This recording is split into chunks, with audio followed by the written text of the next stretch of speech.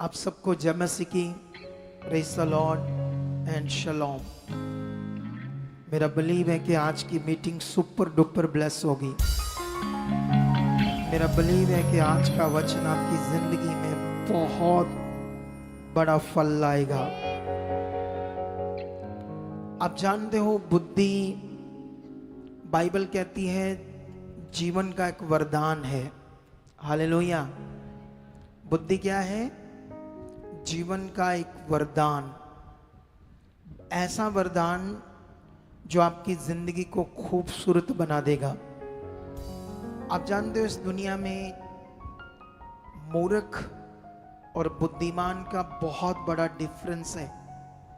जब हम ये बाइबल पढ़ रहे हैं, बाइबल और ये बाइबल का जो वचन है ये देख रहे हैं हम लोग, तो इसमें परमेश्वर ने इसके ऊपर बहुत अच्छे से और खूबसूरती से अपने वचनों के द्वारा हमें समझाया है और हमें इसे समझना है। हम सब लोग अंधकार से चुने गए हैं एक मकसद के लिए, एक विषय के लिए, एक खास मैटर के लिए। हम सब लोग यहाँ आते हैं इसलिए ताकि हमारी ज़िंदगी में खुदा काम करे। हम सब चाहते हैं मेरे रोग ना हो, मेरी बीमारियाँ ना हो, मेरे हालात ना हो, गरीबी ना हो, कुछ भी बुरा ना हो, सब कुछ अच्छा हो। हर एक व्यक्ति ऐसा चाहता है। लेकिन याद रखना, परमेश्वर खुद ये चाहता है ऐसा कि मनुष्य के जीवन में ऐसा हो। लेकिन ये ऐसा कैसे पॉसिबल होगा, कैसे आपकी ज़िंदगी में ये पूरा होगा, ये बड़ा विषय है बाइबल के अंदर इन वचनों को समझना। और इसके लिए खुदा ने मुझे अपॉइंट किया है आपके लिए, ताकि मैं रेगुलर आपके मन को बना सकूं, तुम्हें जागरूक कर सकूं, तुम्हारे मन को तैयार कर सकूं, तुम्हें खुदा के साथ चला सकूं। और मैं ये करता जाऊंगा जब तक मुझ में सांस है, जब तक मैं पृथ्वी पर जिंदा हूं। और उससे के बदले में जितना मैंने अपना जीवन खुदा को दिया है, ये इसीलिए दिया क्योंकि उसने मुझे जीवन दिया अच्छा वाला। अब मेरे पास जो जीवन है उसका दिया हुआ अच्छा, उसने मुझे इसीलिए अपॉइंट किया था। एक दिन मैं उसका अपॉइंटेड नहीं था, एक दिन मैं उसका अनॉइंटेड नहीं था। मैं भी आपकी तरह विश्वासी था, मैं भी आपकी तरह, जैसे कुछ लोग स्वार्थी होते हैं, स्वार्थ से चाहते हैं सारा कुछ। शुरू में तो ऐसा ही था, मैं भी स्वार्थ से परमेश्वर के साथ चलता था, क्योंकि मुझे भी कुछ लाभ था परमेश्वर से, लालच था, तो मैं उसी लालच के लिए ही परमेश्वर के साथ चल रहा था। लेकिन एक टाइम आया जब मुझ में बुद्धि बढ़ी, आत्मिक, जब मुझे समझ आई, फिर मैं परमेश्वर के लिए जीने लगा, प्रार्थना करने लगा, सुसमाचार देने लगा। मुझे समझ आई कि इस दुनिया में जो उद्धार नहीं पाएगा वो नाश हो जाएगा। और जब मुझे ये फील होता था कि ये व्यक्ति अगर स्वर्ग नहीं जाएगा, इसको अनंत जीवन नहीं मिलेगा। इतना तो सारी दुनिया को पता है कि जिसने जन्म दिया है फिर मरना भी है, और मरने के बाद अलग अलग प्रकार का इस दुनिया में अलग अलग बाबों का अलग अलग ज्ञान है, संसार में बहुत सारा। लेकिन जब हम सच्चाई पढ़ते हैं तो इसका सबसे बड़ा ज्ञान हमें समझ आता है कि मनुष्य को मरने के बाद अनंत जीवन मिलेगा। हमेशा के लिए वो जा तो जीवन में प्रवेश करेगा, या हमेशा के लिए जा तो वो अनंत मौत में प्रवेश करेगा, जहाँ कभी उसकी मौत नहीं होगी। और उस मौत में वो इतना दुख भोगेगा कि आप सोच नहीं सकते। जब ये चीज़ें मुझे समझ आई तो मैं सुसमाचार देता था, परमेश्वर के जीने लगा ताकि कुछ रूहें बच जाए। मैं फिर मेरी ये धीरे धीरे चाहत को देखकर, परमेश्वर ने मेरे मन को देखकर, परमेश्वर ने मेरी कॉलिंग को रखा हुआ था जो मैं नहीं जानता था। आज आपके सामने है वो कॉलिंग। अब ये मेरी कॉलिंग, ये मेरा दर्शन मेरा अपना नहीं है। हम सब एक दर्शन में हैं। मैं एक दर्शन में हूं, आप एक दर्शन में हो। हम इस दुनिया में एक स्पिरिचुअल दर्शन को पूरा कर रहे हैं, रूह बचाने के दर्शन को। हम परमेश्वर के राज्य के लिए जी रहे हैं। अभी आप लोगों को ये समझना होगा कि हम सब किसके राज्य के लिए कर रहे हैं। हालेलुया। जैसे मान लो बीजेपी है, कांग्रेस है, आम आदमी पार्टी है, तो हम कहते हैं अभी पंजाब में कौन सी पॉलिटिकल टीम आ गई, किसका राज आ गया? आम आदमी का। आम आदमी पार्टी का, तो ये पॉलिटिकल पृथ्वी का राज है। लेकिन यीशु मसीह ने कहा मेरा राज्य पृथ्वी का नहीं स्वर्ग का है। कितनों को बात समझ आती है?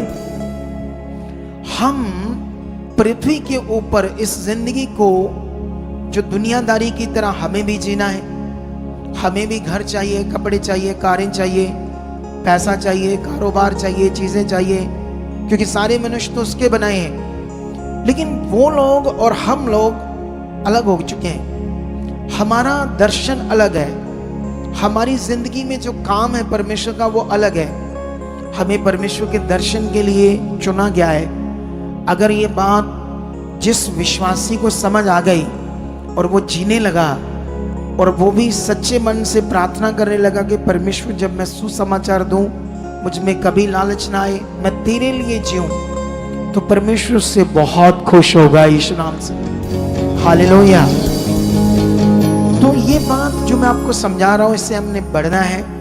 और आज का जो वचन है वो बहुत पावरफुल है। अगर थंबनेल से देखोगे इस वचन को तो परमेश्वर चाहता है, परमेश्वर आपको दुनिया का सबसे बुद्धिमान मनुष्य बनाना चाहता है। हालेलुया। कितनों को बात समझ आती है? तो अभी आप ध्यान दो, इधर देखो। आज का वचन है परमेश्वर चाहता है तुम्हें दुनिया का सबसे बुद्धिमान मनुष्य बनाना। आप जानते हो बुद्धिमान मनुष्य क्या कर सकता है? सब कुछ कर सकता है, कुछ भी कर सकता है। बुद्धिमान मनुष्य इस दुनिया में इंसानों के लिए एक वरदान होता है और अपने घर के लिए भी एक चिराग होता है, एक दीपक होता है। हालेलुया। जिन घरों में बुद्धिमान मनुष्य नहीं होते उन घरों में क्लेश होता है, झगड़े होते हैं छोटी छोटी बातों में। एक दूसरे को अच्छी बुद्धि ना होने के कारण उनकी जो बातें होती है वो गड़बड़ होती है, आगे पीछे होती है, जिससे छोटी छोटी बातों में उनमें झगड़े रगड़े होते रहते हैं। इसका मतलब बुद्धि एक बहुत बड़ा विषय है, एक जबरदस्त विषय है। बाइबल और दुनिया और संसार और खुदा का राज्य एक बड़ा विषय है। आप सब लोग आए हो कि मेरी जिंदगी में अच्छा हो, आप सब लोग आए हो कि मेरी जिंदगी में ये बीमारी चली जाएगी, सब कुछ अच्छा होगा। लेकिन सबसे पहले पकड़ना शुरू करो जिससे होना है ये सब कुछ। तो ये बुद्धि शब्द के ऊपर आज मैं टीचिंग दूंगा और मेरा विश्वास है कि इसमें आप फोकस बनाओगे। और मैं अभी इस पर कई सारे हफ्तों में बोलता रहूंगा। अभी मैं ये बोलता रहूंगा इस पर, क्योंकि ये बड़ा विषय हमारे लिए। हालेलुया। तो नाउ हम स्टार्ट करेंगे। आप अपनी पेन, कॉपी, बाइबल सब चीज़ों को पकड़ लो। जितनी मैं चीज़ पढ़ाऊंगा उसे पढ़ना, नहीं तो आप सुनने में ध्यान देना और घर जाकर इसको रिवाइज करना, इसमें अपना मन लगाना, ताकि हम लोग परमेश्वर के आज के वचन को, जो मैंने बहुत सारे घंटों प्रार्थना करके इस वचन को लिया है, मैं रात को देर रात सोया इसलिए ताकि आप लोग परमेश्वर के अच्छे वचन को ले पाओ। परमेश्वर जो आपकी जिंदगी में चाहता है वो पूरा हो। मेरी जिंदगी का एक ही मकसद है, वो सिर्फ और सिर्फ इसे कम कर दो, हवा को, ये वाली हवा को, या कुछ समय के लिए बंद ही कर दो। ठीक है, मैं देखता हूं अगर इससे मेरा गुजारा होता है तो बहुत है। ठीक है, इसी से हो जाएगा गुजारा, बंद कर दो। सुने तो देखो आप लोग, तो अभी जो मैं बात कर रहा हूं आप लोगों के लिए, मेरी जिंदगी का एक ही मूल है, वो है आपका जीवन। रियल में ये खुदा गवाह है। मेरी जिंदगी का एक ही मकसद है, अगर मैं प्रार्थनाओं में बैठता हूं तो वो सिर्फ आपके लिए, और कोई मकसद ही नहीं मेरा। मेरा जो काम है वो आपके लिए है, आपके जीवन के लिए। दूसरा मेरा कोई काम ही नहीं है। कितनों को बात समझ आती है? हालेलुया। मेरी जिंदगी में कोई दूसरा काम नहीं है। अभी एक डॉक्टर का काम क्या होता है? पेशेंट्स को देखना, मेडिसिन देना। इंजीनियर अगर एक इंजीनियर जो होता है, इंजीनियर कई प्रकार के होते हैं। अगर बिल्डिंग बनाने वाला इंजीनियर है तो उसका काम क्या है? बिल्डिंगों को बनाना, और उसका कोई काम नहीं है। आपको कितनों को बात समझ आती है? आर्मी का काम क्या है? पुलिस का काम क्या है? इसी तरह से मेरा काम क्या है? मुझे एक ही काम दिया गया है, आपका रूह बचाना। मेरे पास एक ही काम है, आपकी जिंदगी अच्छी हो, आपकी बुद्धि खुले, आप अच्छे से चलो, आपकी जिंदगियों में बरकत आए, आप बीमार ना रहो, आप दुखी ना रहो, आप हालातों में ना जाओ। बस मेरा ये काम है, और इसके लिए मैं सतर्क हूं। अगर ये बात तुम्हें समझ आए तो आप मेरे लिए अच्छा मन रख सकते हो। अगर आप मेरे लिए अच्छा मन रखोगे तो मेरे मुंह से आने वाले वचन को भी आप पूरा करोगे यीशु नाम से। हालेलुया। कितनों को बात ये समझ आती है? तो नाउ मैं आज नीति वचन में जाऊंगा और नीति वचन में कुछ बातों को समझाऊंगा। अभी ये सिलसिला बढ़ने वाला है इस वचन का, क्योंकि जब परमेश्वर ने मेरे मन को खोला इन वचनों के लिए तो बहुत सारी बातें परमेश्वर मुझे समझाने लगे। जब मैं प्रार्थना में गया तो 12:15 में लिखा, मूढ़ को अपनी ही चाल सीधी जान पड़ती है, परंतु जो सम्मति मानता है वह बुद्धिमान है। हालेलुया। इस वचन को हम कैसे समझे? मैं ट्रांसलेट करता हूं। मूढ़ का मतलब मूर्ख। थर्सडे जो लोग आए थे तब मैंने मूर्ख और बुद्धिमान पर वचन दिया था, और मैंने कहा था ये वचन अब बढ़ेगा आने वाले संडे में भी, आने वाले कुछ हफ्तों में भी परमेश्वर आपको ये वचन देगा। यहां पर लिखा है मूर्ख जो शारीरिक है वो हमेशा अपने आप को क्या समझता है? बुद्धिमान। लेकिन जो बुद्धिमान है, मूर्ख तो अपने आप को बुद्धिमान समझता है अपनी समझ में, अपनी चाल में जो वो कर रहा है। लेकिन बाइबल में लिखा जो बुद्धिमान है वो ज्ञान को समझता है, ज्ञान को पकड़ता है, और वो सुनता है बात को, जल्दी कितने वो बोलता नहीं है। कितनों को बात समझ आई? मेरे पास 2 पॉलिटिकल बंदे आए, क्रिश्चियंस। मैं उनके साथ बैठा, वो बोल रहे थे। जब मैं बीच में कुछ बोलता था तो वो कम सुनते थे। अब आप सोच लो बुद्धिमान कौन है? जब मैं कभी भी ऐसे लोगों के बीच में बैठता हूं, मैं पहले सुनता रहता हूं, ये क्या बात कर रहे, कैसे बात कर रहे हैं। मैं उनकी बातों के बीच में समझ लेता हूं ये कितनी समझ वाले हैं। कितनों को बात समझ आती है? क्योंकि बुद्धिमान हमेशा चुप रहता है, वो जल्दी कितने बोलता नहीं है, पॉइंट से बोलता है। जब वो बोलता है तो वो अच्छी बातें बोलता है। कितनों को बात समझ आती है? तो ये बड़ा विषय हम सब के लिए आज जो परमेश्वर बात कर रही है। आप सबको एक चीज का याद रखना है कि जब हम बाइबल से कुछ वचन पढ़ते हैं तो वो खुदा का वचन है, वो परमेश्वर का वचन है। तब हमारे अंदर एक भय चाहिए, एक डर चाहिए। जो बात खुदा बोल रहे हैं वो वर्ड है जो कभी ना बदलने वाला है।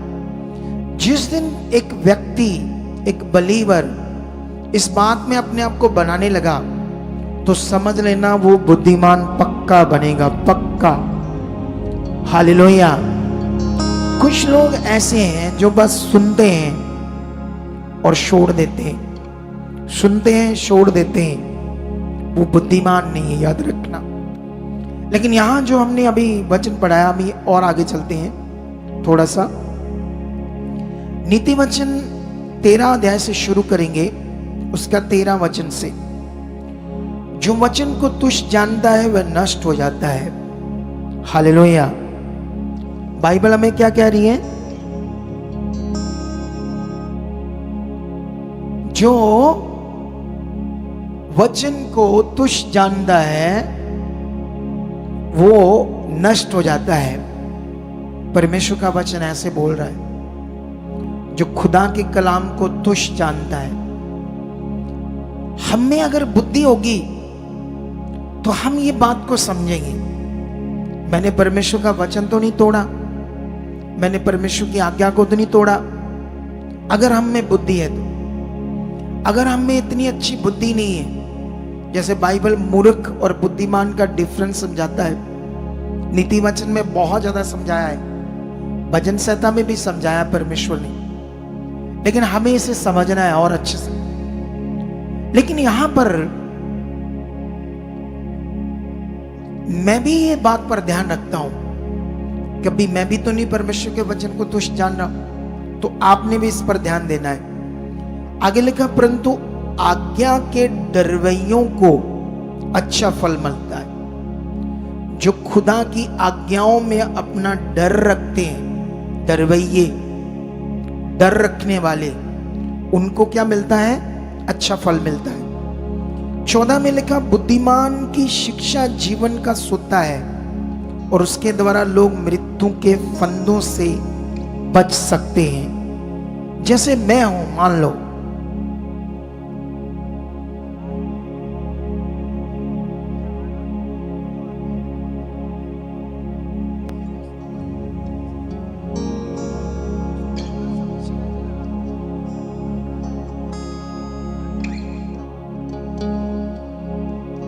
सुनो, देखो आप लोग, तो यहां मैं जो बात कर रहा हूं इसे आपने समझना है।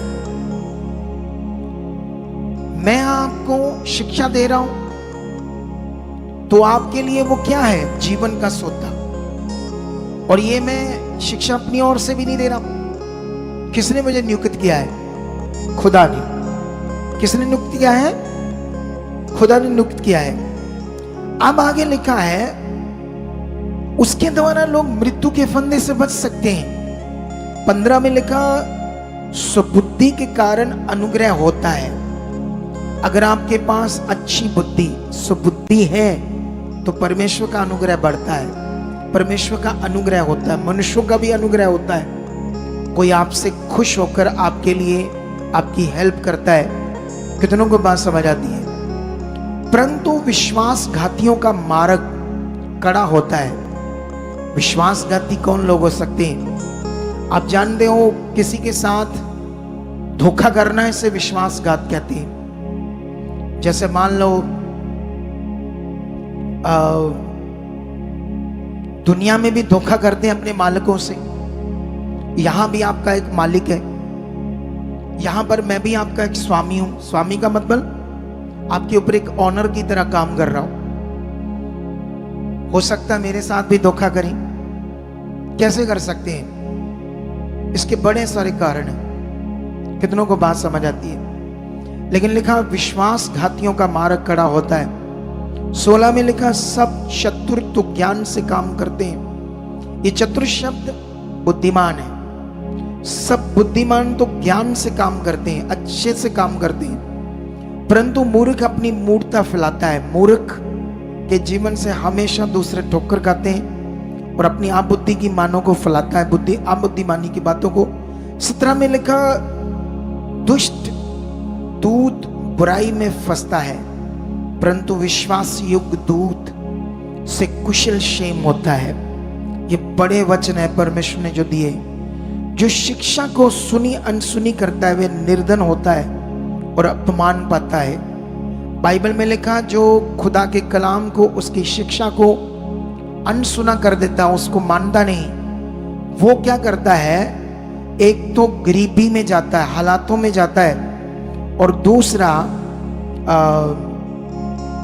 अपमान, निर्धन गरीबी में जाता है, हालातों में जाता है और अपमान पाता है। परंतु जो डांट को मानता है, उसकी महिमा होती है। हालेलुया। परमेश्वर की डांट को, कभी कभी हमारी डायरेक्शन, हमारा चाल चलन राइट नहीं होता, लेकिन जब अगुआ उसको देखता है तो वो गाइड करता है या डांट देता है। लेकिन जो उसे मान लेता है वो महिमा पाता है। लेकिन मूर्ख तो गुस्सा करेगा। बोलो, क्या करेगा मूर्ख? गुस्सा करेगा। और आगे लिखा, लालसा का पूरा होना तो प्राण को मीठा लगता है, परंतु बुराई से हटना मूर्ख के प्राण को बुरा लगता है। लालसा का पूरा होना बहुत अच्छा लगता है, मीठा लगता है, लेकिन बाइबल कहती है बुराई से हटना मूर्ख को बिल्कुल भी अच्छा नहीं लगता। हमने अपनी जिंदगी को चेक करना है, कौन सी बुराइयां हमारी जिंदगी में। ये पुलपट है परमेश्वर का पवित्र। यहां पर कुछ बच्चे बैठते हैं, सबसे पहले इन्हें चेक करना है कि मुझे परमेश्वर ने एक उत्तम सेवा दी है। ये उत्तम सेवा सिर्फ पुलपट की नहीं है, वॉलंटियर की भी है, सोल्जर की भी है। बाइबल में पवित्र वचन में लिखा सेवा कई प्रकार की है, और परमेश्वर ने हर एक को उसकी योग्यता के अनुसार उसे सेवा दी है, और ये उत्तम है, ये बहुत पवित्र है। जो इसे सच्चे दिल से करता है एक दिन ऊंचा किया जाएगा।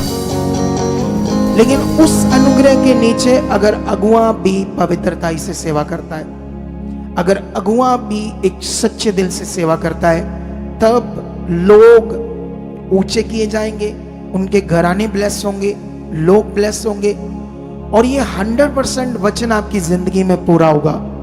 लेकिन अगला वचन हम पढ़ते हैं 20 को, बुद्धिमानी की संगति कर तब तू बुद्धिमान हो जाएगा, परंतु मूर्ख का साथी नष्ट हो जाएगा। आपने ये सीखना है बाइबल के अंदर। मैं क्यों आपको कहता हूं यहां इमोशनली रिश्ते नहीं बनाने, क्योंकि तुम किसी के बारे में नहीं जानते। वो चर्च में आ रहा है, क्या होता ना, मुंह से बात करना, लेकिन दिल में क्या होना ये तो पता नहीं होता किसी व्यक्ति को, किसके दिल में क्या है। चाहे वो चर्च आ रहा है साल से 2 साल से, उसका अपना मन है, अपनी समझ है, वो परमेश्वर के साथ कैसे चल रहा है। इसलिए आपको मिनिस्ट्री के साथ रिश्ता रखना, अगुए के साथ रिश्ता रखना है, और सबसे बड़ा रिश्ता खुदा के साथ रखना है। मेरा काम है आपको परमेश्वर के साथ चलाना। कभी कभी यहाँ दोस्त बन जाते हैं हम, फिर मूर्खता प्रकट होती है। आपस में वो बातें शेयर होती हैं जो मूर्ख पुणे को प्रकट करती है। धीरे धीरे एक दूसरे की बुराई शुरू होती है, दूसरों की वो क्या कहते हैं, बुराइयों को चेक करना, बुराइयों को नहीं सॉरी, दूसरे को जज करना, ऐसी चीजें शुरू हो जाती है, और धीरे धीरे आप मूर्खों की लिस्ट में चले जाते हो। लेकिन खुदा ने आपको बुलाया था एक बड़े कार्य के लिए, एक बड़े विषय के लिए।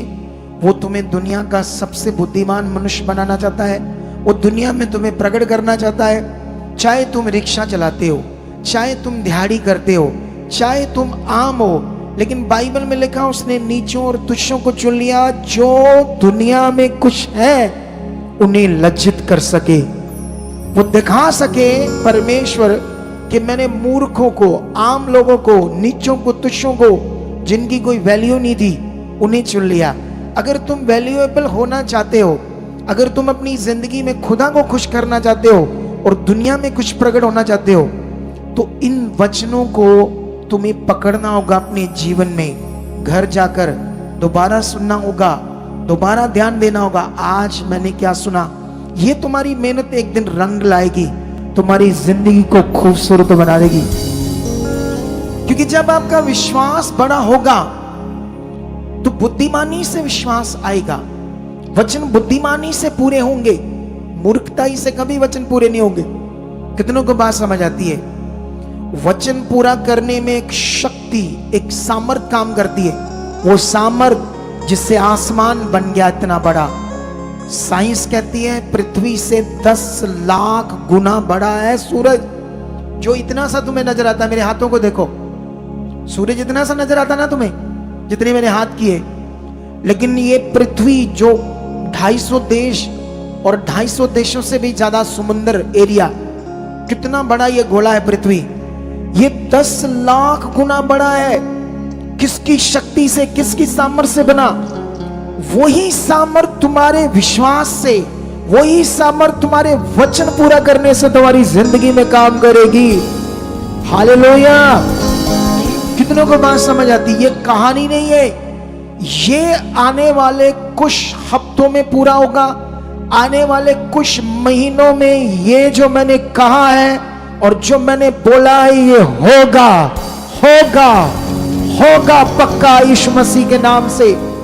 जब एक अगुआ पर्ण ले लेता है कुछ करने के लिए, जब अगुआ एक घुटने टेकता है, चाहे भले कुछ लोग आगे पीछे हो, लेकिन उसकी वफादारी से खुदा उसके साथ खड़ जाता है और बहुत कुछ बड़ा बड़ा प्रकट होना शुरू होता है।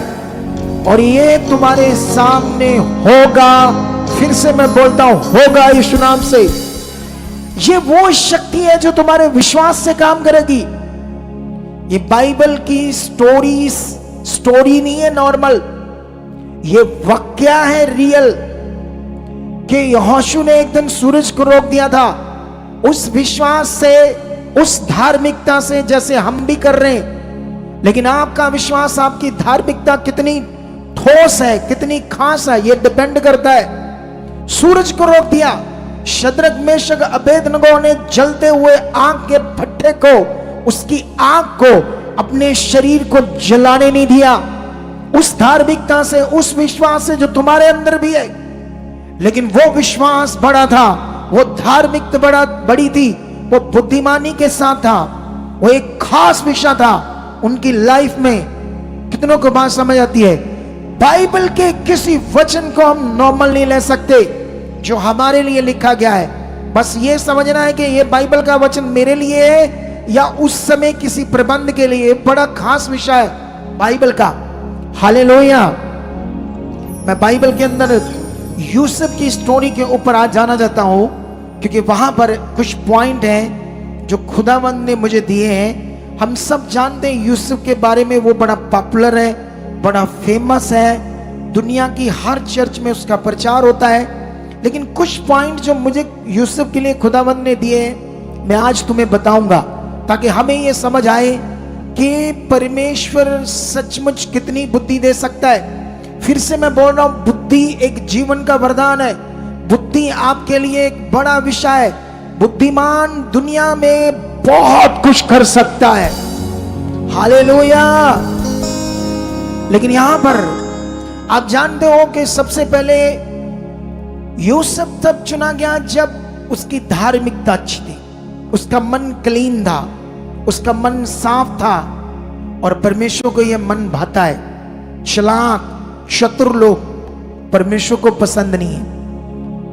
गंदी बातें, गड़बड़ी चीजें, दोस्त बनकर फालतू बातें और सिस्टम में अजीब चीजें करना। एक दिन मैं किसी से मीटिंग कर रहा था और मुझे कुछ बहनें मिली, तो वो मुझे कहती, पापा जी हम तो एकदम ठोकरी खा गए। मैंने कहा क्यों? कहती वर्शिप टीम के बच्चे बाहर बड़ी अजीब चीजें कर रहे थे, जफ्फियां पाकर घूम रहे थे, फालतू चीजें कर रहे थे। मैंने सोचा अच्छा ऐसा कर रहे थे? तो मैंने कहा बता सकते हो कौन है वो? कहती हम तो उससे जानते नहीं, ना ही हमें कोई फोटो खींची है। सोच कर देखो, जब हम मूर्ख होंगे तो ऐसी चीज करेंगे। आप दूसरों के ठोकर का कारण बन रहे हो अगर यहां खड़े हो तो। तुम्हें सीखना होगा। अगर परमेश्वर ने तुम्हारे ऊपर कोई दया की है, कोई कृपा की है, तो उस दया को बाइबल में लिखा व्यर्थ मत जाने दो। जब तुम फालतू चीजें करते हो, फालतू रिश्ते बनाते हो, तुम्हारी जिंदगी में लॉस खड़े हो जाएंगे, नुकसान खड़े हो जाएंगे। ये मैंने खुद अनुभव किया अपने जीवन में। कितनों को बात समझ आती है? खुदा के साथ अगर तुम्हारी जिंदगी में एक सेंस चाहिए, मैं खुदा के घर में आया हूं। अगर मूर्ख हो तो बाहर रोड पर जाकर मूर्खताई कर लो, घर में जाकर कर लो, लेकिन खुदा के घर में लोगों के लिए तो अच्छे बनो, ताकि आपके जीवन से कोई ठोकर ना खाए। कितनों को बात समझ आती है? ये बड़ा विषय हमारी जिंदगी के लिए। लेकिन यहां पर यूसुफ की धार्मिकता, उसकी बुद्धि, उसका मन क्लीन था, साफ था। यही मन मरियम के अंदर था। आज भी परमेश्वर, बाइबल में लिखा है, ऐसे लोगों को ढूंढता है। बाइबल में लिखा परमेश्वर आत्मा है और अवश्य है कि उसकी आराधना करने वाले आत्मा और सच्चाई से आराधना करें। आत्मा और सच्चाई से आराधना का मतलब होता है दिल से, साफ मन से, शुद्ध मन से और सच्चाई से उसके साथ चलने वाले हों। ऐसे आराधकों को बाइबल में लिखा वो ढूंढता है ताकि उनकी जिंदगी से वो लोगों को बचाए, सुसमाचार दे, अपने कामों को करे। कितनों को बात समझ आती है?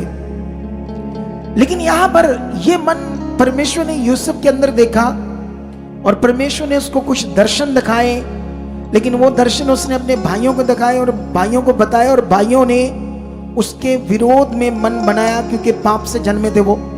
एक दिन उसे मारा, कूटा और मिस्र के जाने वाले व्यापारियों के हाथ में बेच दिया। वो बेचा हुआ गुलाम था। शायद इस बाइबल के अंदर ये जो मनुष्य बेचे जाते थे, औरतें बेची जाती थी, ये इतना खतरनाक टाइम था। कभी मैं ये बताऊंगा मनुष्यों को बेचने का विषय क्या था। बाइबल में और इतिहास में ऋषि मुनि भी इसका हिस्सा था। वो भी जिसे बोलते हैं ना वधु, वधु का मतलब होता है खरीदी हुई औरत। इतिहास चेक करो शास्त्रों का, ऋषि मुनियों ने भी ऐसी औरतों को रखा था खरीद कर। और ये बड़े एक ज्ञानवान का ज्ञान है जो मैंने उसकी फिलॉसफी से, उसके बुक से पढ़ा था। कितनों को बात समझ आती है? लेकिन हमें ये समझना होगा इस दुनिया में क्या था। लेकिन उस समय समाज का वो हिस्सा था, नॉर्मल था, उनको कोई कुछ नहीं कहता था, कोई उनके अंगेज नहीं था, उसको कोई नहीं कहता था ये बुराई है, ये गलत है, ये पाप है, क्योंकि ऐसा चल रहा था। जैसे आज किसी डिपार्टमेंट में जाओ, पुलिस के डिपार्टमेंट में जाओ, किसी सरकारी अदारे में जाओ, वहां रिश्वत देना आम बात है। बोलो क्या बात है? हर व्यक्ति सोचता है अगर मैं नहीं दूंगा तो मेरा काम नहीं होगा, क्योंकि करप्शन है, करप्ट सिस्टम है। आवाज नहीं उठाते, ये तो करप्शन चल रही है ना। बोलो, सोचते मैं उठाऊंगा तो मेरा काम बंद हो जाएगा, ये ऊपर से मेरे काम को ब्लैक लिस्ट में डाल देंगे, मेरा तो पता नहीं हमेशा के लिए काम खराब हो जाएगा। तो इसलिए सब चुप है, क्योंकि वो सोचते हैं ऐसा ही चल रहा है। उस समय भी ऐसा चल रहा था। लेकिन जब यूसुफ को बेचा गया तो उसके साथ बहुत बुरा हुआ, बहुत तकलीफ में गया। लेकिन वचन पूरा कर रहा था तो परमेश्वर ने अनुग्रह किया। इतनी तकलीफ में, इतने दुख में भी उसने वचन नहीं तोड़ा, वचन को पूरा किया। आज छोटी सी बात हो, छोटी सी डांट हो, कहते हैं आप भाई जी मिनिस्ट्री, छोटी सी बात से मिनिस्ट्रियां बहुत, चर्च बहुत, इतने लोग अजीब हो चुके हैं खुदा के, उसकी प्यास, उसकी धार्मिकता, उसके साथ जीना, ये चीजें समझ से परे हो रही है। इसीलिए ये ज्ञान जो परमेश्वर ने मुझे दिया है, बुद्धिमान का और मूर्ख का, हमारे लिए एक बड़ा वरदान बन सकता है। हम बहुत आगे जा सकते हैं। हालेलुया! कितनों को बात समझ आती है? लेकिन यहां पर एक दिन हम जानते हैं कि पोतीफर हाकिम के घर में परमेश्वर ने अनुग्रह किया, सब चीजों पर अधिकार आया उसका। फिर अच्छी जॉब हुई, सब कुछ अच्छा चल रहा था। लेकिन शैतान ने उसकी पत्नी को भरमाया यूसुफ के प्रति, और यूसुफ को उसने इनविटेशन दिया कि मेरे साथ सो, व्यभिचार कर। लेकिन वो उसने ऐसा नहीं किया, वो भागा। लेकिन उसने उस पर इल्जाम लगा दिया कि ये मेरी इज्जत पर हाथ डाल रहा था, जिसके बदले में उसे जेल में बंद कर दिया जाता है। जब वो जेल में बंद होता तो वहां का एक वाक्य है जो हमारे समझने के लिए बड़ा जरूरी है। 40 अध्याय उत्पत्ति का पढ़ते हम, क्या लिखा यहां पर 1 से 8 तक। इन बातों के पश्चात ऐसा हुआ कि मिस्र के राजा के पिलाने हारे और पकाने हारे ने अपने स्वामी के विरुद्ध कुछ अपराध किया। तब फिरौन ने अपने उन दोनों हाकिमों अर्थात पिलाने हारे के प्रधान और पकाने हारे के प्रधान पर क्रोधित होकर उन्हें कैद कराकर अंगरक्षकों के प्रधान के घर के उसी बंदी गृह में यहाँ यूसुफ बंदी था, डलवा दिया। तब अंगरक्षकों के प्रधान ने उनको यूसुफ के हाथ में सौंपा और वह उनकी सेवा टहल करने लगा और वह कुछ दिन तक बंदी गृह में रहे।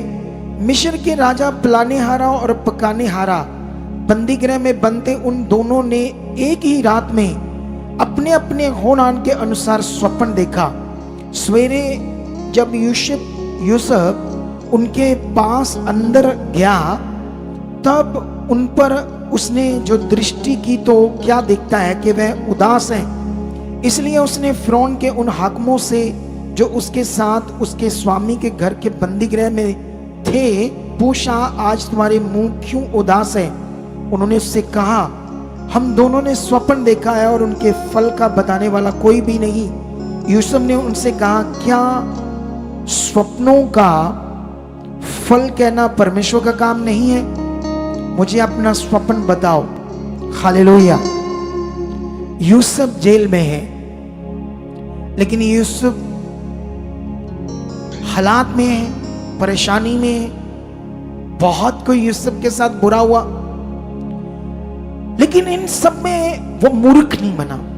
उसने गुस्सा नहीं किया, उसने खुदा पर दोष नहीं लगाया कि हे खुदा, मैं तेरी धार्मिकता करता रहा, मैं तेरी सेवा करता रहा, मैं तेरी भक्ति करता रहा, मैं तेरे वचन को पूरा करता रहा, तूने मेरे साथ क्या किया?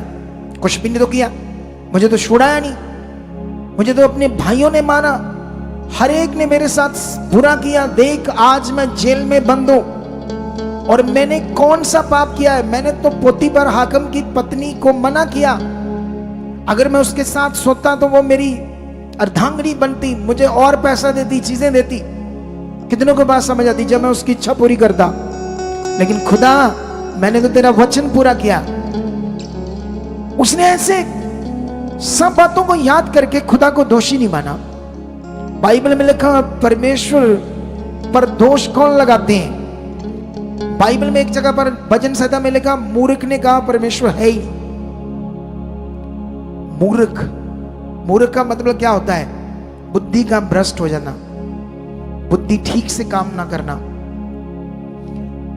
जिनकी बुद्धि ठीक से काम नहीं करती, हमेशा उनके घरों में क्लेश, लड़ाई झगड़े रहते हैं। कितने लोगों को समझ आती है? ये समझना होगा हमें। लेकिन इस बंदे ने वर्ड पूरा किया, जिससे परमेश्वर ने उसे ऐसी बुद्धि दी, ऐसे दानों वरदानों से ब्लेस कर दिया। उसका मन देखकर आप भी करके देखना। ऐसा आप भी एक चीज करके देखना। अगर आपको भी कोई सेवा मिली तो सच्चे मन से करके देखना। हर सेवा का कोई टाइमिंग है, हर सेवा का कोई महत्व है।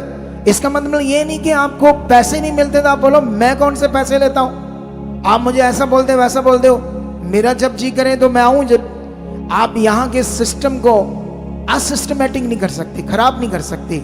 लॉ है परमेश्वर के काम के, नियम का परमेश्वर है। कितनों को बात समझ आती है? नियम का खुदा है। उसने तुम्हारे विश्वास को, तुम्हारे काम को, उस सेवा को जो तुम्हें दी है, उसे देखकर एक दिन ऐसा फल देना जो तुम्हारी सोच समझ से भी परे है। और वो मैं जानता हूं, क्योंकि मैंने वो फल पाया है। कितनों को बात समझ आती है? कभी कभी हमारा फल लेट जरूर होता है, याद रखना, पर निष्फल नहीं होते हम। लेट जरूर हो सकता है तुम्हारी शारीरिकता के कारण लेट हो, तुम्हारे गलत अंगीकार के कारण हो, कभी कभी तुम्हारे गुस्से का कारण हो, कभी कभी तुम्हारे शरीर की चीजों के कारण हो। लेकिन तुम्हें जो समझ नहीं आएगी मैं कहां रहूंगा, क्योंकि मनुष्य हमेशा अपने आप को कहता है मैं राइट हूं, मैं गलत ही नहीं। ऐसा होता है इंसान। कितनों को बात समझ आती? लेकिन यहां पर जब इन दोनों को सपना आता है, जानते क्या सपना आता है? जो पिलाने हारा होता है उसको ये सपना आता है। अगर मैं थोड़ा सा आपके लिए पढ़ूं तो वो क्या देखता है? 3 डालियां देखता है दाखलता की। अंगूर होते ना, अंगूरों के पेड़, तो अंगूर के 3 पेड़, 3 डालियां देखता है और उन पर क्या लग जाते हैं? गुच्छे अंगूरों के, और वो पक जाते हैं। तो वो क्या स्वप्न में देखता है कि उनको निचोड़ता है और जो दाख मधु का प्याला होता है राजा का, उसमें निचोड़कर राजे के हाथ में देता है। ये वाला उसको स्वप्न नजर आता है। और दूसरे को पकाने वाले जो था उसको क्या सपना आता है कि उसके सिर के ऊपर 3 टोकरियां हैं और जिसमें सफेद रंग की रोटियां हैं और जो राजा के महल में अच्छी अच्छी वस्तुएं खाने वाली होती वो भी उन टोकरियों में होती है, और जो पक्षी होते हैं वो उन टोकरियों में आकर उसको खाते हैं। तो अब दोनों को स्वप्न आया और दोनों को समझ नहीं आ रही इसका अर्थ क्या है, किसको बताएं, क्या ये स्वप्न है। कितनों को बात समझ आती है? तब यूसुफ उन्हें कहता है आप बताओ, क्या फल बताने वाला परमेश्वर नहीं है? क्योंकि उसके पास इतना बड़ा वरदान आने के बाद भी वो घमंड में नहीं था, ईगो में नहीं था। आज किसी को थोड़ा सा काम करना आता है तो ईगो में आ जाते हैं। इधर मीडिया टीम में आधा कंप्यूटर माड़ा मोटा चलाना आता है, उन्हें लगता है अब मैं कुछ हूं। कितनों को बात समझ आती है? अब मैं कुछ हूं। ये बहुत नीचे वाली बुद्धि है, मूर्खता वाली। कितनों को बात समझ आती? और ये बुद्धि तुम्हें कभी सफल नहीं करेगी, क्योंकि तुम्हें हर जगह ये प्रॉब्लम क्रिएट कर देगी। तुम कहीं भी काम करोगे तो तुम्हारी ईगो, तुम्हारा ये स्वभाव वहां प्रॉब्लम क्रिएट कर देगा। लोग तुम्हें लाइक नहीं करेंगे, तुम्हें निकाल देंगे, जाओ भाई, ऐसे बंदे नहीं चाहिए हमें। कितनों को बात समझ आती है? हालेलुया। अगर तुम परमेश्वर पर विश्वास करते हो और जब उसका वचन सुनते हो तो वह हमारी समझ में होना चाहिए क्या है, उसकी डांट तक हमारे अंदर होनी चाहिए, उसकी ताड़ना तक हमारे अंदर होनी चाहिए, हर बात पर हमारा फोकस होना चाहिए। कितनों को बात समझ आती है? लेकिन हम यहां आगे बढ़े और बाइबल में लिखा जब वो उनसे पूछता है, वो जब अपने ये सपने बताते हैं तो जानते हैं वो उनका फल बताता है। 40 का 16 में लिखा, पहले वो ये सपन बताता है उसका, नहीं सॉरी, यहां पर 40 का 12 में लिखा, तब यूसुफ ने उससे कहा इसका फल यह है कि 3 डालियां का अर्थ है 3 दिन, इसलिए अब से 3 दिन के भीतर फिरौन तेरा सिर ऊंचा करेगा और फिर से तेरे पद पर तुझे नियुक्त करेगा और तू पहले के समान फिरौन का पिलाने हारा होकर उसका कटोरा उसके हाथ में फिर दिया करेगा। बाइबल में लिखा जब पकाने हारा ने देखा कि इसके स्वप्न का फल अच्छा है कि फिर से इसको इसका पद मिलेगा, फिर से ये फिरौन मतलब राजा के हाथ में उसका कटोरा देगा, क्योंकि यही उसका पद था, बड़ी पदवी थी। मतलब आप समझते ना, दाख मधु जिसमें थोड़ा सा नशा होता है, उसकी जॉब बहुत बड़ी होती थी। राजा के हाथ में दाख मधु देना, कटोरा बनाकर देना। आज दुनिया की दारी में समझे तो पैक समझ सकते, इसको पैक बनाकर देना, लेकिन वो ट्रेडिशनल था, डिफरेंट था। राजा महाराजाओं की बात, इतनी बड़ी पदवी होती थी ये। और राजा का स्पेशल खाना बनाना, उसे बोलते शेफ। दूसरी जॉब किसकी थी? शेफ की, पकाने आ रहा। लेकिन उसका जब वो देखता है कि मेरा इसका फल अच्छा हुआ, तो वो भी अपना फल बताता है। तो यूसुफ उसके फल का अर्थ क्या बताता है? 16 में कहता है ये देखकर उसके स्वप्न का फल अच्छा निकला। पकाने हारा के प्रधान ने यूसुफ से कहा मैंने भी स्वप्न देखा है, वह ये है कि मैंने ये देखा कि मेरे सिर पर सफेद रोटी की 3 टोकरियां हैं और उस टोकरी में से फिरौन के लिए सब प्रकार की पकी पकाई वस्तुएं हैं और पक्षी मेरे सिर पर की टोकरी में से उन वस्तुओं को खा रहे हैं। यूसुफ ने कहा इसका फल यह है कि 3 टोकरियों का अर्थ 3 दिन है। अब से 3 दिन के भीतर फिरौन तेरा सिर कटवाकर तुझे एक वृक्ष पर टंगवा देगा और पक्षी तेरे मांस को नोच नोच कर खा जाएंगे। और बाइबल में लिखा जैसा उसने बताया था वैसा ही उनके साथ होता है। हालेलुया। लेकिन उसने जिसका फल अच्छा निकला था, उसने कहा जब तुम अपनी पदवी पर जाओगे तो मुझे याद रखना, मैं इस बंदी गृह में बंद हूं बिना किसी क्राइम, बिना किसी गुनाह। अगर कभी भी तुम्हें मौका लगे तो मेरे लिए भी कोई बात करना राजे से, लेकिन वो भूल जाता है। बाइबल में अगर 41 को पढ़ोगे तो यहां पर फिर राजा को एक सपना आता है। राजा को सपना आता है कि नील नदी से सुंदर बहुत मोटी मोटी गायें जो देखने में बहुत खूबसूरत थी, उस नदी से 7 गायें निकलती है और घास को चरने लगती है। यह स्वप्न में देख रहा राजा। लेकिन उसी नदी से क्रूप और कड़ोल, जिनको आंखों से देखना भी इतना गंदा लगता था, और पतली सूखी हुई सुकड़ी और इतनी शक्ल शरीर इतना गंदा और बुरा लगता था उसका, 7 वो भी गाय निकलती है और उन मोटी सुंदर बहुत खूबसूरत गायों को वो खा जाती है। ये स्वप्न देखता है और खाने के बाद भी वैसे के वैसे ही रहती है। उनको लगता ही नहीं जैसे उन्होंने कुछ खाया है। और जैसे राजा उठता है बहुत घबराता है, परेशान होता है, ये स्वप्न क्या है। और बाइबल में लिखा फिर जब वो सोता है दोबारा एक और स्वप्न आता है। वो क्या देखता है? 7 टंडल। हालेलुया। क्या देखता है? सीधे जाओ, सीधे होकर देखो, अच्छे से देखो, खुदा का कलाम को दिल से सुनो, क्योंकि यहां कुछ बड़ी बात हम समझ रही है। बाइबल कहती है 7 टंडल मतलब 7 पौधे। किसके? गेहूं के लगा लो, मक्की के लगा लो, जिसके ऊपर अनाज लगता है, बालें। मक्की में भी अनाज होता है, मक्की का रोटी। गेहूं जिसे हम कनक बोलते हैं, उसकी बालें, जिसको हम पंजाबी में सट्टे बोलते हैं। क्या देखता है? उन बालों के, उन 7 टंडल के ऊपर 7 मोटी मोटी दानों से भरी हुई बालें देखता। क्या देखता है? बालों से, दानों से भरी, अनाज से भरी हुई 7 बालें।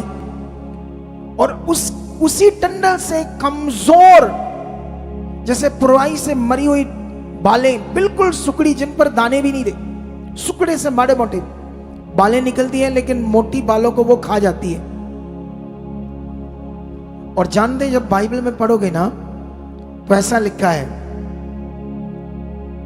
7 में लिखा 41 का, और इन पतली बालों ने उन 7 मोटी और अन्न से भरी हुई बालों को निकल लिया। तब फिरौन जगा और उसे मालूम हुआ कि यह स्वप्न ही था। भोर को फिरौन का मन व्याकुल हुआ और उसने मिस्र के सब ज्योतिषियों और पंडितों को बुलवा भेजा और उनको अपने स्वप्न बताए, पर उनमें से कोई भी उनका फल फिरौन को ना बता सका। पूरी पृथ्वी पर कोई पंडित, ज्योतिषी, भावी करने वाला कोई भी उसके स्वप्न का अर्थ नहीं बता पा रहा था। कितनों को बात समझ आती है? लेकिन किसके अंदर ये बुद्धि आ गई? किसको ये इतनी बुद्धि मिल गई और कैसे मिल गई? ये हमें समझ चाहिए। ये बुद्धि जीवन का एक वरदान है। आपके घरों में जो सिस्टम होगा, शांति होगी, आपकी बुद्धि से होगी। आपके घरों में जिन बच्चों की बुद्धि खराब है, माता पिता उनसे परेशान है, क्योंकि वो गलत चीजें करते हैं, वो आज्ञा नहीं मानते। पत्नी यहां बुद्धिमान है, अच्छी बुद्धि वाली नहीं है, तो पति कुछ साथ करता है, लड़ाई होती है। अगर पति यहां बुद्धिमान है, अच्छी बुद्धि वाला नहीं है, तो पत्नी अच्छी बुद्धि वाली है, तो पति से वो परेशान होती है। कितनों को बात समझ आती है? बुद्धि बहुत बड़ा विषय है और हम यहां से सीख रहे हैं मूर्ख और बुद्धिमान का डिफरेंस। और परमेश्वर चाहता है तुम्हें दुनिया का सबसे बुद्धिमान मनुष्य बनाना। और आने वाले दिनों में ये होगा। इस मिनिस्ट्री में जो बच्चे स्टडी कर रहे हैं, बड़े पद पर होंगे, आईएएस ऑफिसर होंगे। कितनों को बात समझाती है? आईएएस स्टडी करके आईपीएस ऑफिसर होंगे, जज तक बनेंगे, बड़े बड़े वकील की पोस्ट पर होंगे। परमेश्वर ऐसी बुद्धि उन्हें देगा। लेकिन सवाल है वो खुदा के साथ कैसे चल रही। अपनी जवानी में, अपनी स्टडी में, अगर वो पंजाब में, तो संगति को किस तरह से लेते हैं, कब आते हैं, कितने बजे आते हैं, प्रार्थना में कैसे रहते हैं। प्रेयरलेस लोग कभी बुद्धिमान नहीं बन सकते। प्रेयरलेस नहीं रहना, तुम्हें प्रेयर में बढ़ना है। जो प्रेयर पिलर आपको दिया गया है वो सब उसमें जुड़ना है, हर एक ने उसमें जुड़ना है। तुम्हें प्रेयर पिलर को नॉर्मल नहीं लेना है, वो बड़ा खास है। जो आज भी एक हम गवाहियां सुनते रहते हैं, प्रेयर पिलर की भी, प्रेयर की। एक लड़की की गवाही सुन रहे थे आज हम। वो कह रही थी कि जब वो प्रार्थना डाली गई खुदा के दास के द्वारा कि मेरे साथ मिलकर प्रार्थना करो, तो देखो कैसे उसकी जिंदगी में काम हुआ थोड़े दिनों में, जब वो उसमें प्रार्थना करने लगी। अब तुमने भी सुन लिया है, तुम उसमें जुड़ते हो या नहीं जुड़ते? उस लेवल की बुद्धि तुम्हारे अंदर काम करती है या नहीं करती कि मुझे ये करना है, मुझे ये करना है? क्योंकि करने से फल आना है। सुनना भूल जाना कोई फल नहीं है, जो सुनना उसे पूरा करना वो फल है, और 100% वो फल है। लेकिन यहां पर क्या होता है, यूसुफ की इतनी बुद्धि कैसे आ गई? यूसुफ के पास इतना ज्ञान कहां से आ गया? जब उसको स्वप्न आया तो उसने अपने भाइयों को क्यों बताया? क्योंकि उसको खुद भी नहीं पता था ये स्वप्न का दर्शन क्या है, जो उसके जीवन के लिए था। अपने भाइयों को बताने का कारण था, इसका क्या अर्थ हो सकता है मुझे बताओ। वो अपने स्वप्न को शेयर कर रहा था, लेकिन उन्होंने जब उसका अर्थ समझने की कोशिश की, उन्हें लगा ये तो हमारे ऊपर हाकम होगा, और वो उसके विरोध में खड़े हो गए। कितनों को बात समझ आती है? हालेलुया। लेकिन बाद में उसके पास इतनी बुद्धि कहां से आ गई? इतना बड़ा स्वप्न का अर्थ बताने वाला कहां से वो बन गया? वफादारी, वचन को पूरा करना, खुदा के साथ लिपटा रहा, उसके वचन को नहीं तोड़ा, उसकी इच्छा में लगा रहा। हालात में, दुख में, ठोकरों में, डांट में, परेशानी में, जेलों बंद में भी उसने वचन को नहीं तोड़ा, प्रार्थना को बंद नहीं किया, खड़ा रहा, परमेश्वर पर दोष नहीं लगाया। कितनों को बात समझ आती है? वफादारी से चला, इसीलिए उसके पास ऐसी बुद्धि आ गई। आप जानते हो, जब पिलाने हारा को समझ आती है कि पूरी पृथ्वी पर राजा बेचैन है, परेशान है, तो उसको ऐसे स्वप्न आए हैं। फिर वो बात करता है यूसुफ की, कहता जेल में जब हम बंद थे और दोनों का सपना आया था, दोनों हमारे जो हम दोनों हैं अपनी पोस्ट पर, तो उसने कहा दोनों का अर्थ जैसा उसने बताया था वैसा फल आया, तो उसको लाया जाता है। और जब उसे लाया जाता है तो वो पूछता है, और मैं यहां से आपको एक चीज समझाता हूं। 41:32 में लिखा, फ़िरौन ने जो ये स्वप्न 2 बार देखा है, इसका भेद यही है। उसने बता दिया कि ये दोनों सपने के जो तूने देखा एक ही है सपना, उन दोनों का अर्थ एक ही है, और ये बात परमेश्वर की ओर से नियुक्त हो चुकी है और परमेश्वर से शीघ्र ही पूरा करेगा। इसलिए अब फ़िरौन किसी समझदार और बुद्धिमान पुरुष को ढूंढकर और उसे मिस्र देश पर प्रधानमंत्री ठहराए। फ़िरौन ये करे कि देश पर अधिकारियों को नियुक्त करे, और जब तक सुकाल के 7 वर्ष रहे तब तक वह मिस्र देश की उपज का दशमांश या पचमांश लिया करे, और वह इन अच्छे वर्षों में सब प्रकार की भोजन वस्तु इकट्ठा करें, और नगर नगर में भंडार घर भोजन के लिए फ़िरौन के वश में करके उनकी रक्षा करे। वह भोजन वस्तु अकाल के उन 7 वर्षों के लिए जो मिस्र देश में आएंगे, देश भोजन के लिए रहे, जिससे देश उस अकाल के सत्यानाश ना हो, अकाल से सत्यानाश ना हो देश का। सुनो तो देखो, जानते जो स्वप्न था राजा का, वो था 7 साल सुकाल मतलब बहुताई से उस देश में खेती होगी, अनाज होगा, सब कुछ होगा। और आने वाले जो 7 साल थे वो थे अकाल के, जो सुखड़ी हुई गायें खा जाती मोटी गायों को, बालें जो थी मोटी बालों को अनाज से भरी खाई जाएगी। तो ये अर्थ किसी को समझ नहीं आया क्या होने वाला दुनिया में, किसी ज्योतिषी को, किसी पंडित को, किसी भविष्यवाणी करने वाले को। लेकिन ये बात कैसे समझ आई? यूसुफ को पवित्र आत्मा से, खुदा से। वही खुदा तुम्हारे पास है, वही पवित्र आत्मा तुम्हारे पास है। लेकिन यहां विषय होता है विश्वास, धार्मिकता, डरवैये। बाइबल में लिखा उसके डरवैये सफल होंगे, क्योंकि वो भय मानेंगे, उसके वचन को पूरा करेंगे, जो सुना उसे याद रखेंगे, उसकी बातों को पूरा करने वाला बनेंगे। बाइबल में लिखा, जब उसने कहा ये बात तो परमेश्वर ही तुम्हें बता सकता है, और जब जानते हो ये बात वो बताता है और कहता है ऐसे एक प्रधानमंत्री बना, एक ऐसा मैनेजर खड़ा कर इस देश में जो ऐसे ऐसे ऐसे ऐसे मैनेज कर सके, ऐसे ऐसे चीजें। उसने अभी थोड़ा सा बताया था, अभी पूरी बात बताई भी नहीं थी, क्या क्या कैसे कैसे करना है इस 7 साल के अकाल में। और जानते उसने क्या कहा?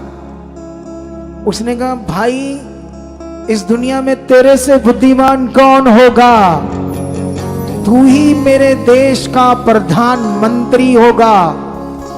बाइबल में लिखा, उसने उसे पूरे देश पर अधिकार दिया और कहा सब चीजें, लेन देन, कोई भी फैसला लेना तेरे अधिकार में, बस सिर्फ मैं तेरे अधिकार में नहीं रहूंगा, मैं तेरे ऊपर रहूंगा। सब कुछ उसके हाथ में कर दिया। एक जेल में बंद एक बेचा हुआ व्यक्ति, लेकिन भरोसा किस पर रखता था, किसके साथ चलता था, किसका वचन पूरा करता था? कौन था वो परमेश्वर? वो गुफा में कोई परमेश्वर था, पहाड़ों के नीचे दबा हुआ था, या आसमान से कोई दूर परमेश्वर था जिसकी कैसे समझ रखे, कैसे उसको समझे कि मुझे भी उसके साथ चलना है जो यूसुफ उसके साथ चला। क्या ऐसा है? बोलो। कोई जवाब नहीं दे रहा। मैं ये कह रहा हूं कि वो आसमान से भी ऊपर परे है, पता नहीं कौन से पतालों के नीचे है। कैसे मुझे समझ आएगी कि मुझे भी उसके साथ चलना है जिसके साथ यूसुफ चला? क्योंकि मुझे तो उसकी समझ नहीं आ रही, कहां है वो, कौन है? कि या तुम्हें पता है कि यूसुफ का परमेश्वर मेरा परमेश्वर है? क्या तुम्हें पता है? बोलो। तो फिर यूसुफ के साथ जो हुआ तो मेरे साथ क्यों नहीं? क्यों नहीं वो बुद्धि, क्यों नहीं वो समझ? बाइबल में लिखा, दानियल के टाइम में उनके पुरखाओं ने जो वचनों को तोड़ा, परमेश्वर के सामने अपराध किए, पाप किए। एक टाइम जब दानियल बच्चा था तो इज़राइल बंदी और गुलामी में आ गया, और जब गुलामी में आया तो उस समय राजा ने कहा कि जो राजघरानों में से पुत्र हैं बुद्धिमान, खास उनको लाओ, हमारे शास्त्र विद्याओं की शिक्षा दी जाए, हमारे कल्चर की शिक्षा दी जाए, ताकि इज़राइल का जो परमेश्वर है इनकी जिंदगियों में से खत्म हो जाए और लोगों को कभी समझ ना आए कि परमेश्वर कौन है। और जब ये राजघरानों के लोगों को, उनके बच्चों को हम बड़ी पदवी पर रखेंगे तो लोग सोचेंगे, देखो इन्होंने ये किया था, ये किया था, उनके कल्चर को अपनाया था, उनकी धार्मिकता को अपनाया था, इसलिए इतने बड़े पद पर हैं। लेकिन बाइबल में लिखा, दानियल और उसके जो दूसरे लोग थे, शद्रक मेशक अबेदनगो, उन्होंने परमेश्वर के वचन को छोड़ा नहीं, उस कल्चर को अपनाया नहीं, उन चीजों को पकड़ा नहीं। मौत सामने थी और मौत पक्की थी, लेकिन वचन पर खड़े रहे और जिससे बचाव हुआ। जो परमेश्वर लोगों की आंखें खोल सकता है। इतनी गवाहियां तुम हर हफ्ते सुनते हो, हर हफ्ते, और वो भी बड़े बड़े काम। जब तुम सुन रहे हो तो वो जिंदा खुदा है, वो अपनी सामर्थ को प्रकट करने के लिए है। लेकिन बाइबल में यहां पर लिखा, सेम जब उन्हें भी, ये एक वाक्य है जो तुम्हें थोड़ा सा पढ़ाता हूं दानियल के टाइम का। हमारे पास टाइम तो पूरा हो चुका है, लेकिन मैं जल्दी जल्दी ये बात को आपको समझाना चाहता हूं, क्योंकि परमेश्वर ने मेरे मन में डाला ये बात। हाँ, दानियल 1 अध्याय निकालो, जब मैं पढ़ता हूं और आप सुन लो बस अच्छे से। ऐसे लिखा है 17 में लिखा है कि 17, परमेश्वर ने उन चारों जवानों को सब शास्त्रों और सब प्रकार की विद्याओं में बुद्धिमान और प्रवीणता दी, और दानियल सब प्रकार के दर्शन और स्वप्न के अर्थ का ज्ञानी हो गया। 20 में लिखा, बुद्धि और हर प्रकार की समझ के विषय में जो कुछ राजा उनसे पूछता था, उनमें से वे राज्य भर के सब ज्योतिषियों और तंत्रियों से 10 गुना निपुण ठहरते थे। हालेलुया। सोच लो, कभी कभी मैं यहां काम देता हूं अपने लोगों को, अपने बच्चों को, और इनको समझना चाहिए हमें जो काम दिया हमने किस तरह से उन्हें करके दिया, खुदा के दास को किस तरह से उसका रिजल्ट दिया है। अगर दिल है तो ये भी 10 गुना बढ़कर रिजल्ट दे सकते हैं जैसे इन लोगों ने दिया है। बाइबल में लिखा, राजा को एक स्वप्न आता है, सपना, स्वप्न, और बड़ा खतरनाक स्वप्न आता है जो भविष्य में होने वाला था। पूरी दुनिया से ज्योतिषी, स्वप्न बताने वाले, पंडित, भावी करने वाले सबको बुलाता है और उनको कहता है मेरा स्वप्न बताओ, मुझे रात को एक सपना आया था। वो कहते हैं स्वप्न तो बताओ। कहता है मैंने स्वप्न नहीं बताना, जो आया बस बताओ। वो कहते हैं राजा माफ करना, इस दुनिया में, पूरी दुनिया में नहीं कोई है कि जो तुम्हें स्वप्न आया, पूरी दुनिया में कोई नहीं है कि तुम्हें ऐसे कोई बता सके। सोच कर देखो। राजा ने कहा जो स्वप्न मुझे आया, जैसा आया वैसा बताना पड़ेगा और उसका फल बताना पड़ेगा, क्योंकि अगर मैंने बता दिया तो आप मुझे कुछ भी समझा दोगे, तो मैं कैसे जान पाऊंगा उसका राइट फल ये है, वो सपना जो मुझे आया उसका सही मीनिंग क्या है। तो उन्होंने कहा ये तो हो ही नहीं सकता पूरी दुनिया में। उसने कहा अगर नहीं बताया तो मेरे मुंह से आज्ञा निकल चुकी है, पूरे देश के जो पंडित और ऐसे पद के ऊपर जितने भी भावी करने वाले, स्वप्न बताने वाले या बुद्धिमान जो अपॉइंट किए हैं कामों के लिए, मैं सबको कत्ल करवाऊंगा। और उसने शाही मोहर लगा दी और उस प्रधान को दे दी वो चिट्ठी जिसने अब ये सबको फांसी देनी है, कत्ल करना है, मृत्यु घाट उतारना है उन्हें। और उन्हीं पदों के ऊपर ये भी थे दानियल और दूसरे उसके दोस्त, उसके भाई शद्रक, मेशक, अबेदनेगो। जब उन्हें पता चलता है, वो कहता है डोंट वरी, हमारे साथ खुदा है। हालेलुया। क्या तुम्हारे सामने जब हालात होता तुम ऐसे बोलते हो मेरे साथ खुदा है? वो कहता मेरे लिए तुम प्रार्थना करो, आज रात मैं परमेश्वर से इसका अर्थ पूछूंगा। और बाइबल में लिखा जो सपना राजे को पलंग के ऊपर आया था, जो उसने देखा था, सारा कुछ बिना पूछे दानियल ने उस राजे को बताया। थोड़ा सा वाक्य पढ़ते हैं। जब बताया सारा कुछ तो 2:46 में लिखा, इतना सुनकर नबूकदनेस्सर राजा ने मुंह के बल गिरकर दानियल को दंडवत किया। सोच कर देखो कैसी बुद्धि, कैसी समझ उसके अंदर आई, जो दुनिया में कोई नहीं बता सकता था, परमेश्वर ने उसको बताया। और जब राजा ने देखा कि एक व्यक्ति जो मेरा एक नौकर है, मैंने अपॉइंट किया है, उसने इतनी बड़ी बात बताई। आज मैं एक गवाही सुन रहा था कि एक बहन ने, जब वो बड़े हालात में थे, गरीबी में थे, परेशान थे, लेकिन मेरे साथ मिलकर प्रार्थना कर रहे थे, जो मैं प्रार्थना करता हूं। प्रार्थना करते करते ही उसको एकदम मैसेज आया, उसके अकाउंट में 7,000 आया। तो जिसने ये बताना था, कोई फीलिंग ना उसके अंदर, ना लोगों के अंदर, गवाही कंप्लीट कर दी। मैं सुन रहा था, मैंने सुना ये क्या कर रहे हैं। कितनी फीलिंग देने वाली बात थी, लोगों के दिमाग को खोलने वाली बात थी। किसी ने कोई म्यूजिक तेज नहीं किया, कोई उसने कहा नहीं धन्यवाद करो, ये देखो इसकी कितनी बड़ी जरूरत थी और खुदा ने डायरेक्ट पूरी की है। कुछ उस पर इंप्रेशन नहीं आया। मैं आज बड़ी गवाहियां सुन रहा था और मैं चेक कर रहा था इनके गवाहियां बताने का तरीका और इनको कितनी बुद्धि की जरूरत है। मैं जिनसे मीट करूंगा, इनको समझाऊंगा, क्योंकि खुदा ने मुझे बुद्धि दी है। हमारी मिनिस्ट्री में मेरे पास कोई एक्सपर्ट नहीं है। मेरे पास कोई तैयार हुआ बंदा नहीं है, मैंने उन बच्चों को खास खा के काम कराया है।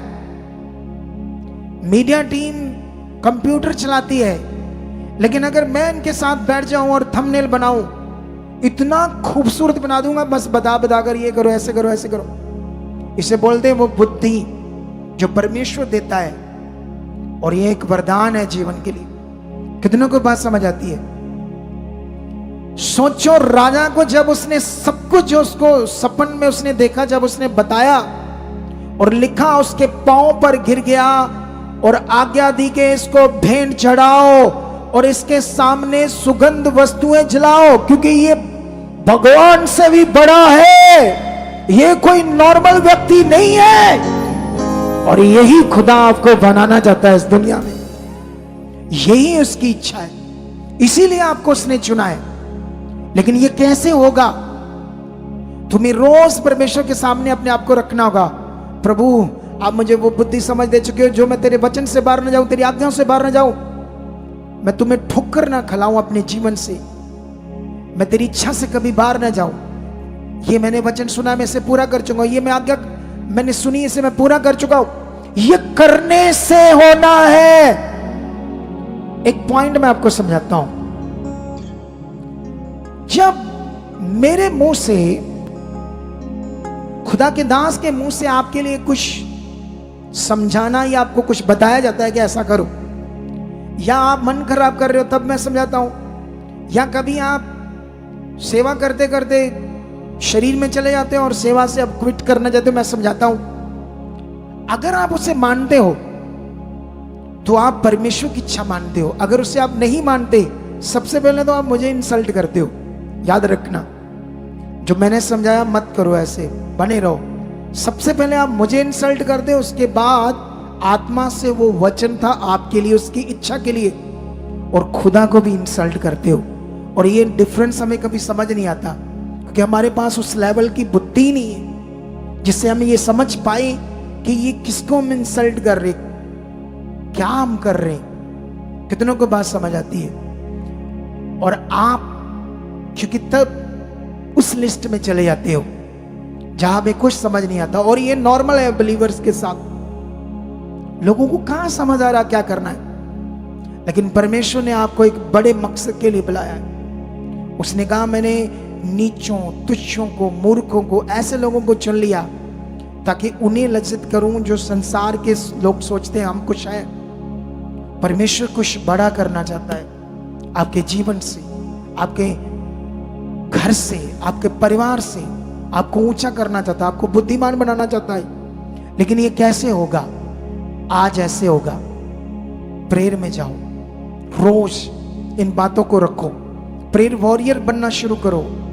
15 मिनट से आधे घंटे में आओ, आधे घंटे से पौने घंटे आओ, पौने घंटे से 1 घंटे आओ, 1.5, 2, 3, 4 घंटे तक प्रार्थना करने वाले बनो। और वो भी दमदार प्रार्थना, बाइबल पढ़ने वाले बनो। जब वचन सुना उसे रिवाइज करो, उसे सुनो, पेन कापी लो, जितने पॉइंट उनको दिमाग में रखकर प्रार्थना करो। मेरे पास बड़ी बुद्धि आ चुकी, बहुत बुद्धि, क्योंकि ये सब कुछ परमेश्वर के साथ होना है। कुछ भी परमेश्वर के वचन पूरा किए नहीं होना है। जितना तुम लेट करोगे अपने आप को, जितना पीछे जाओगे, सुसमाचार दो दुनिया को उसके लिए जियो, उसके राज्य के काम के लिए आगे आओ शुभ नाम से। उसके राज्य के काम, उसके सेवा के कामों के लिए आगे आओ। बाइबल में लिखा, परमेश्वर की संतान और संसार की संतान ज्यादा बुद्धिमान होगी। संसार की जो संतान है, दुनिया की जो संतान है, वचन में ऐसे लिखा कि नहीं लिखा, ज्यादा चतुर चालाक होगी। वहां के लोग तुमसे ज्यादा सेवा करते हैं, तुमसे ज्यादा बोते हैं। वहां के लोग साल साल सेवा करते हैं, लेकिन खुदा के लोग चिड़चिड़ाते हैं, सेवा करने के बाद भी कुड़कुड़ाते हैं और अपने फलों को नष्ट करते हैं जब कुड़कुड़ाते हैं। और यही सेवा जब करनी है तो कुड़कुड़ा के मत करो, दिल से करो, खुशी से करो, आनंद से करो। अगर कोई तुम्हें कुछ बोलता है गलत, सुन लो और धन्यवाद करो, आगे बढ़ते जाओ। एक टाइम आएगा जब खुदा तुम्हें बहुत आगे लेकर जाएगा।